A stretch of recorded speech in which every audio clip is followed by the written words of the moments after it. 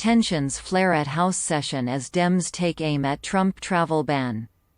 Democrats took the first step to repeal President Trump's expanding travel bans Wednesday at a House Judiciary Committee session that devolved into a debate on whether the restrictions amount to a Muslim ban and whether it's okay to call Trump occasionally honest. In a sometimes testy committee markup, Democrats passed the No Ban Act to repeal Trump's bans that apply to foreign nationals from 7 countries, with an additional 6 countries on deck later this month. What are the new countries on Trump's latest travel ban? While the measure is unlikely to advance in the GOP-controlled Senate, Democrats panned the restrictions as a cruel Muslim ban that has torn thousands of families apart needlessly, while Republicans blasted the repeal as Democrats' latest attempt to undercut Trump. This has nothing to do with religion. This has to do with securing our country, said Rep. Debbie Lesko, Aries, taking on Democrats for calling it a Muslim ban.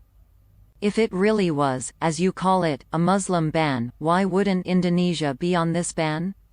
I mean, they have a lot of Muslims. This is just inaccurate. You are just spreading this falsity. But Judiciary Committee Chairman Jerry Nadler, DNY, said you have to look no further than Trump's intentions when, during his 2016 campaign, he called for a total and complete shutdown of Muslims entering the United States.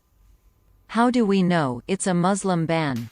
We know because the president, who is occasionally honest, told us so. Nadler said. Nadler's comment sparked fury among the GOP.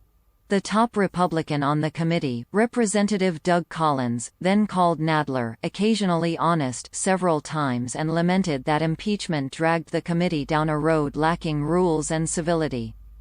Representative Ken Buck, R. Colo, eventually asked for Nadler's dig at Trump to be taken down. Nadler said the occasionally honest line didn't violate rules on decorum, was an exercise of his free speech and was accurate. Nonetheless, debate on the No Ban Act took a pause when the full Judiciary Committee took a vote on whether Nadler's comments should be retracted. The effort failed and Nadler's comments stood. After Wednesday's party line passage out of the Judiciary Committee, the No Ban Act heads to a full vote in the House in the coming weeks. A similar bill has been introduced in the Senate, but passage there seems less likely with Republicans in control of the upper chamber.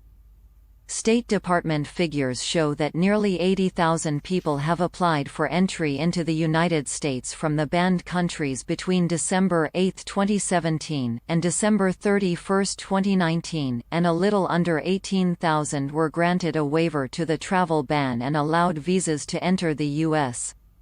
Republicans argued Trump is trying to keep Americans safe and rejected the label of a Muslim ban. There are 50 predominantly Muslim countries around the world and 45 are not subject to restrictions, Buck said.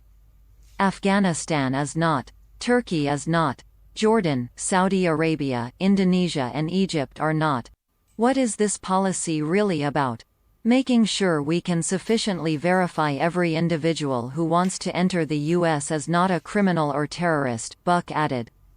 The ban has been subjected to various challenges and has been revised several times. It's currently subject to ongoing litigation.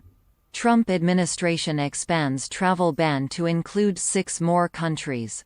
It has been responsible for keeping families separated for now over 3 years, said Medea Hussein, special counsel for anti-Muslim bigotry at Muslim Advocates, a group that has been challenging the ban. We have students that have been unable to get back to their universities. We have people who have been unable to get urgent medical care. There's been religious scholars or religious teachers that have been unable to come to the United States for teaching purposes. There's a number of ways in which the policy has kept people from entering the country, simply because of their faith. Representative Max Rose, DNY, has been a vocal opponent of the travel bans. The issue has become personal to Rose, who has been hearing the painful stories from Yemeni families in his district who have loved ones unable to escape the humanitarian crisis in Yemen. People cannot live in Yemen any longer due to this crisis. And when they're forced to leave, they will naturally turn to where their family lives overseas, which is in my district, Rose said of his Brooklyn, Staten Island seat. And because of the Muslim ban, they are unable to reunite and they have nowhere else to go.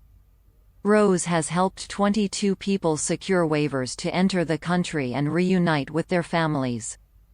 In his work on waivers, he's obtained government data showing that less than 0.1% of the stated reasons for visa denials have to do with national security reasons, Rose said. There's no national security justification for this, Rose said.